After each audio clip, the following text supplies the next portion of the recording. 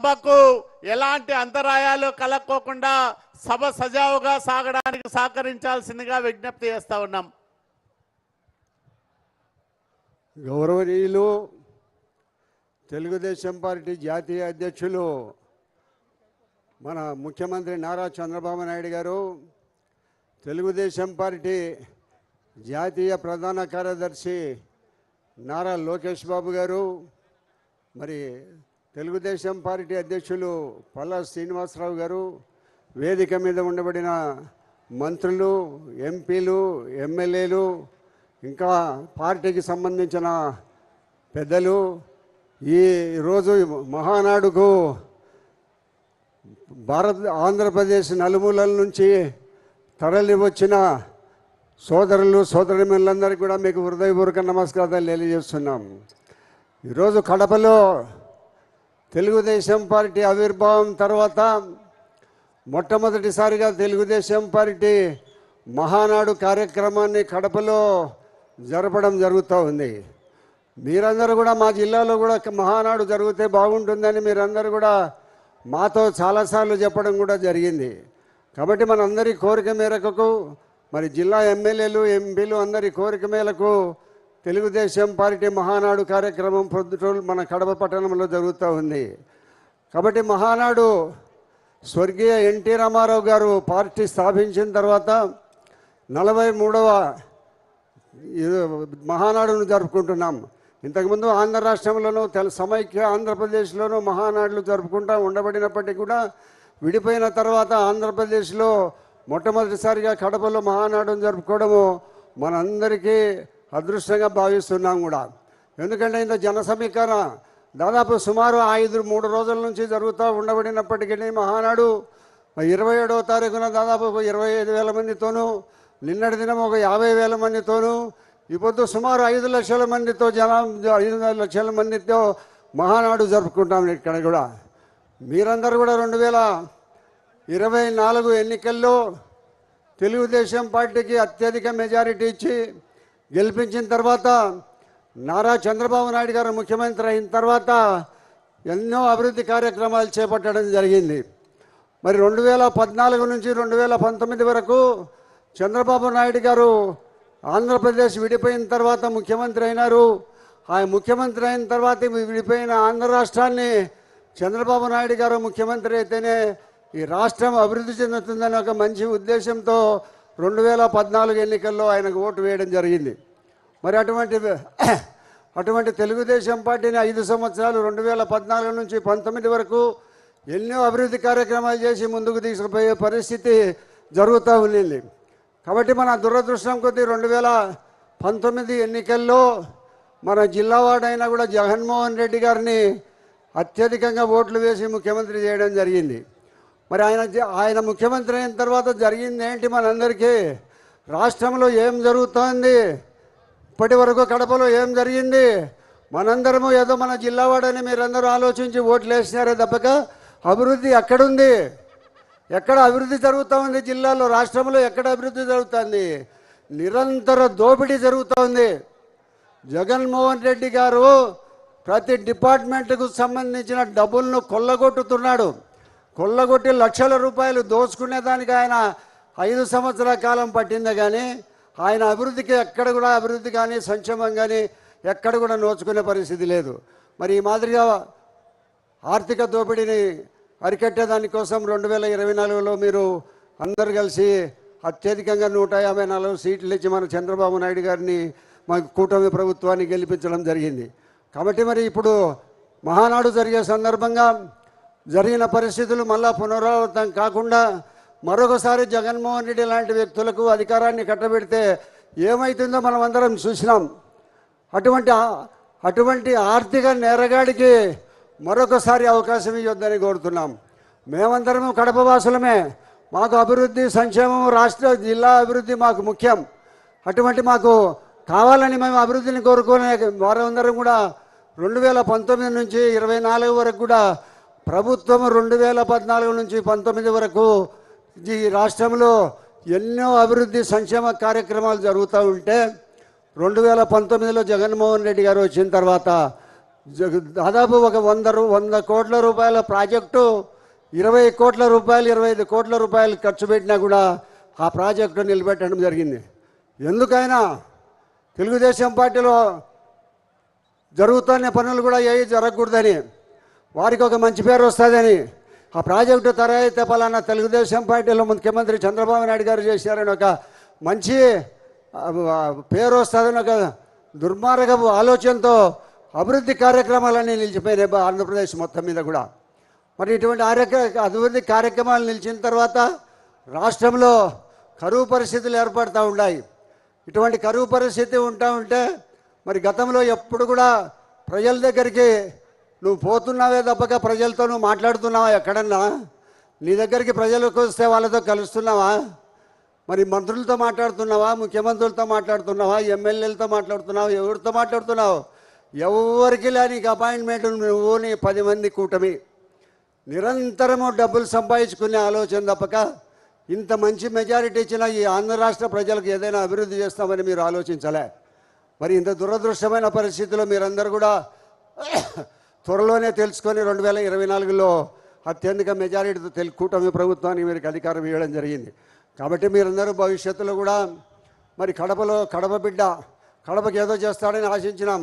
ఏం చేసినాడు? మనకు ఎన్ని అభివృద్ధి కార్యక్రమాలు నిలబడిపోయినాయి.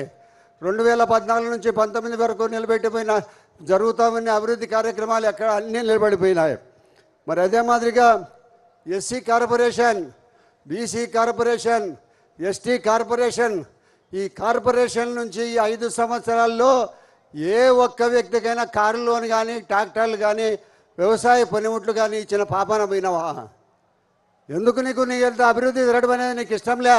నువ్వు ఒక్కనివే సంపన్నుగా ఉండాలా, నువ్వు ఒక్కనివే నిరంతరం ముఖ్యమంత్రిగా ఉండాలనే దుర్మార్గపు ఆలోచన ఇది. ప్రజాస్వామ్య వ్యవస్థలో ప్రజలు అంతిమ తీర్పుకర్తలని తెలుసుకోకుండా మూర్ఖత్వంగా ప్రజల్ని ఇబ్బంది పెట్టి అభివృద్ధి కార్యక్రమాలన్నీ నిలబెట్టేసి మరి ఎస్టీ ఎస్సీ బీసీలందరూ కూడా వెనకబడ్డ కులాలు కదా, మరి వాళ్ళందరికీ గతంలో ఎన్నో అభివృద్ధి కార్యక్రమాలు జరుగుతూ ఉండబడినాయి. అటువంటి కార్యక్రమాలన్నీ నిలబడిపోయినాయి. మళ్ళీ ఇప్పుడు మొదలవుతున్నాయి. చంద్రబాబు నాయుడు గారు కూటమి ప్రభుత్వం వచ్చిన తర్వాత లోకేష్ గారి నాయకత్వంలో ఈ అభివృద్ధి కార్యక్రమాలన్నీ మొదలుపెట్టే జరుగుతూ ఉంది. కాబట్టి అదే మాదిరిగా ఇరిగేషన్, కడప జిల్లా రాయలసీమలో వెనకబడ్డ ప్రాంతం. ఇరిగేషన్కి ఏమైనా ఒక గంప మట్టేసినా ఒక ప్రాజెక్టు మీద ఎక్కడన్నా ఒక రాతి కట్టడంలో ఒక రాయి పెట్టినావా? ఈ 4 సంవత్సరాలలో ఎక్కడైనా ఒక పని ఉంటే చెప్పు. అన్నిటికంటే అభివృద్ధి చెందాలా ఇరిగేషన్ వ్యవసాయం అంటే నీటిపారుదల ప్రాజెక్టులు అవసరం. గతంలో స్వర్గీయ ఎన్టీ రామారావు గారు ఎన్నో ప్రాజెక్టులు మొదలుపెట్టినారు రాయలసీమలో. హంద్రీ నివా, గాలేరీ నగరి, మరి ఎన్నో ప్రాజెక్టులు అన్నీ చాలా ఉన్నాయి. ఈ ప్రాజెక్ట్ అన్నీ మొదలుపెట్టి ఈ రాయలసీమలో మెట్ట ప్రాంతము, కరువు ప్రాంతమైన ఈ ప్రాంతానికి సాగునీరు అందించి ఈ రాష్ట్రాన్ని, ఈ జిల్లాలను అభివృద్ధి చేయాలి రాయలసీమని అంత ఒక మంచి మనసుతో ప్రాజెక్టులు మొదలు పెడితే ఆ ప్రాజెక్టులు జరుగుతూ ఉంటే చంద్రబాబు నాయుడు కాలంలో కొన్ని వేల కోట్ల రూపాయలు ప్రాజెక్టుల మీద ఖర్చు పెడితే నువ్వు వచ్చిన తర్వాత ఒక ప్రాజెక్టు మీద ఒక గంప మన్నేసినావా, ఒక రాయి పెట్టినావా? మరి ఎందుకు వ్యవసాయం అంటే నీకంత నాకు గిట్టదు? వ్యవసాయం ఈ రాష్ట్రంలో, భారతదేశంలో వ్యవసాయక దేశం. ఈ వ్యవసాయక దేశంలో మరి మనమందరం అభివృద్ధి చెందాలంటే వ్యవసాయం అభివృద్ధి చెందాలి. వ్యవసాయం అభివృద్ధి చెందాలంటే నీటిపారుదల ప్రాజెక్టు రావాలా. ఇవన్నీ ఇంత అభివృద్ధి చేసి రాష్ట్రాన్ని ముందుకు తీసుకుపోవాల్సిన నీవు రాష్ట్రాన్ని 2019 నుంచి 2024 వరకు ఈ రాష్ట్రము 10 సంవత్సరాలు వెనకబడిపోయింది. మరి ఏంటికి ఎందుకు నువ్వు ఇప్పుడు కూడా మళ్ళీ ముఖ్యమంత్రి కావాలంటున్నావు? ఈరోజు పేపర్లో వచ్చింది అంతంగా 4 సంవత్సరాలు 3 సంవత్సరాలు వెళ్ళే వాళ్ళని. నువ్వు ఎక్కడికి వస్తావా? ప్రజలు నిన్ను పాతి పెట్టేసినారు. మళ్ళీ లేచే పరిస్థితి మీకు లేదు, మీ పార్టీకి లేదు, మీ ఎవరికి లేదు. మరొకసారి ప్రజలు మళ్ళా మోసపోతారని నువ్వు అనుకుంటానేమో, కలలు కంటావు. ఈ కళలన్నీ ఏమి జరగవు. భవిష్యత్తులో ఇరిగేషన్ను మా ముఖ్యమంత్రి గారు ఇప్పటికే కొన్ని వేల కోట్ల రూపాయలు మంజూరు చేసి పని జరిగింది. అదే మాదిరిగా అగ్రికల్చర్ డిపార్ట్మెంట్ ఉంది, వ్యవసాయక దేశం ఉంది. అగ్రికల్చర్ డిపార్ట్మెంట్కి సంబంధించి ఒక ట్రాక్టర్ అయినా ఎప్పుడైనా ఇచ్చినావా రైతులకు? ఒక గొర్రె ఇచ్చినావా, ఒక గుంటకి ఇచ్చినావా, ఏం చేసినావు వ్యవసాయానికి? వ్యవసాయం అంటే నీకు పడదు. ఎప్పుడు డబ్బు ప్రింట్ కొట్టాలా, నోట్లు సంపాదించాలా, ప్రింట్ కొట్టాలంతే. ప్రింట్ ఊరికే ఎంచుకునేదానికి కూడా సమయం లేకుండా కట్టలు కట్టి ఒక మిషన్ పెట్టుకొని ఇన్ని వేల కోట్లు లక్షల కోట్లు అని ఎంచుకుంటుంటావు తప్పక నువ్వు ఆ మాదిరిగా నువ్వు వ్యవసాయానికి కానీ ఇరిగేషన్కి కానీ ఎప్పుడన్నా ఎలాంటి నువ్వు అభివృద్ధి కార్యక్రమాలు చేయడం లేదు. అదే మాదిరిగా స్టీల్ ప్లాంట్కు 2 సార్లు ఫౌండేషన్ వేసినారు. ఏమన్నా కొద్దిగా జరిగిందా? ఎక్కడన్నా మొదలైందా? నిన్నటి దినం మా ముఖ్యమంత్రి గారు మా వేదిక మీద నుంచి చెప్పినారు, 10 రోజుల్లో కడప జిల్లాలో స్టీల్ ప్లాంట్ మొదలవుతుంది, కడప జిల్లాలో స్టీల్ ప్లాంట్ మొదలవుతుందని ముఖ్యమంత్రి గారు చెప్పడం జరిగింది. ఆయన వచ్చిన సంవత్సర కాలంలోనే దీన్ని వర్కౌట్ చేసి మరి స్టీల్ ప్లాంట్ను మనం ఎప్పుడో గతంలో చెప్పినాము విభజన సమయంలో, దానిని నెరవేర్చాలని ఒక మంచి ఉద్దేశంతో ఆయన స్టీల్ ప్లాంట్ను మొదలుపెట్టి 10 రోజుల్లో పని మొదలుపెట్టడం జరుగుతూ ఉంది. ప్రభుత్వం జగన్మోహన్ రెడ్డి గారు స్లో తమ్ముళ్ళు కింద పడతారు, అన్న కింద పడతారు, నిదానం. జగన్మోహన్ రెడ్డి గారు వాళ్ళ తండ్రి సంపాదించిన ఆస్తిలో నుంచి, తను సంపాదించుకునే ఆస్తిలో నుంచి చెల్లెలికి వాటా ఇవ్వకుండా ఆపేసినాడు. వాళ్ళు ఎంత బ్రతిమినాలనే ఎంతమంది పెద్ద మనుషుల ద్వారా ప్రయత్నం చేస్తూ ఉండబడినప్పటికీ వాళ్ళకు వాటా ఇవ్వకుండా, తన ఆస్తిలో వాటా ఇవ్వకుండా, ఇదంతా నేను సంపాదించుకునే డబ్బేనని వాళ్ళకు ₹1 ఇవ్వకుండా, వాటా ఇవ్వకుండా కోర్టుకు పోయే పరిస్థితి తీసుకొచ్చినాడు. మరి ఇటువంటి ముఖ్యమంత్రి మళ్ళా కావాలని మీరు ఏమన్నా కోరుకుంటారా? తల్లికి చెల్లికి భోజనం పెట్టని ముఖ్యమంత్రి, వాటా ఇవ్వని ముఖ్యమంత్రి. చైర్లు ఫుల్ అయినాయి సోదరా, మీరు దిగద్దండి, అవతలే ఉండండి, దిగద్దండి. ఫుల్ అయినాయి. ఒక తల్లికి ఒక కారు కొనియమంటే కూడా కొనియని దుర్మార్గపు మాజీ ముఖ్యమంత్రి మరొకసారి మీరు మళ్ళా ఏదన్నా పొరపాటు చేస్తే ఈ రాష్ట్రం అదొక పాలే అయిపోతుంది. మన జిల్లా కూడా ఎక్కడ అభివృద్ధి కార్యక్రమాలు జరగవు. మరి ఇటువంటి పరిస్థితుల్లో ఉండబడిన ప్రభుత్వం గత 5 సంవత్సరాల్లో మరి వైఎస్ఆర్సీపీ ప్రభుత్వము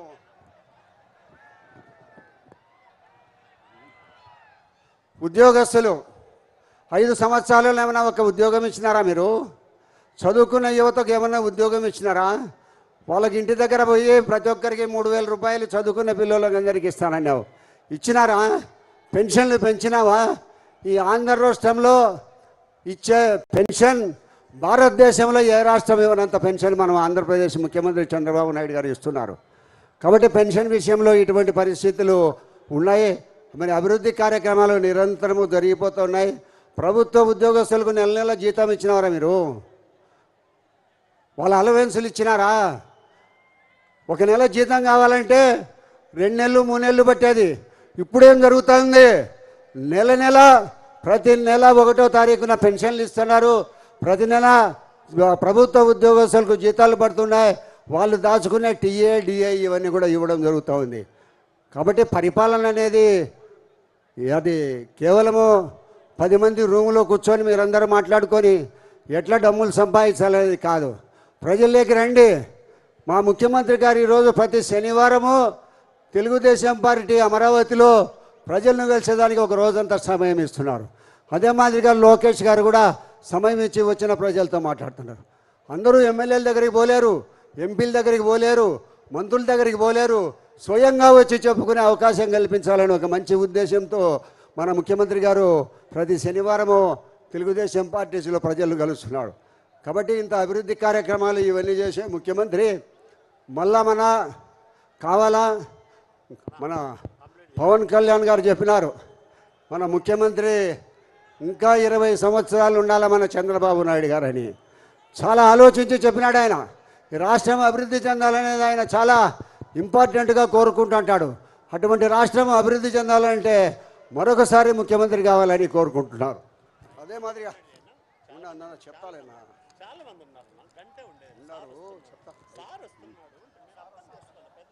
మేము 20వ తారీఖున మా మినీ మహానాడు జరిగినాం. ఆ మినీ మహానాడులో స్వర్గీయ ఎన్టీ రామారావు గారికి భారతరత్న ఇవ్వాలని మా మినీ మహానాడులో ప్రపోజల్ చేయడం జరిగింది. అదే మాదిరిగా 5 మండలాలకు పొద్దుటూరు పట్టణానికి శాశ్వత దాహాన్ని తెచ్చే కుందు పెన్నా వరద కాలువను చంద్రబాబు నాయుడు కాలంలో మొదలుపెట్టి పనులు 50 కోట్ల రూపాయల పనులు జరిగితే ఈ ముఖ్యమంత్రి జగన్మోహన్ రెడ్డి వచ్చిన తర్వాత ఆగిపోయడం జరిగింది. కక్ష 24 గంటలు కక్ష సాధించడమే ఆయన మనస్తత్వంలోనే. చెప్తానా, ప్రొద్దుటూరులో వైద్య కళాశాలను మీరు ఎన్నికల సందర్భంగా వచ్చినప్పుడు చెప్తామని చెప్పడం, మంజూరు చేస్తామని చెప్పడం జరిగింది. దాన్ని కూడా చేయాలి. ప్రొద్దుటూరులో ఉండబడిన డ్రైనేజీ వ్యవస్థను పూర్తి అస్తవ్యస్తంగా ఉంది. మురుగు పారక అక్కడ నిలిచిపోయి పట్టణం అంతా దుర్గంధం వచ్చే పరిస్థితిలో ఉంది. కాబట్టి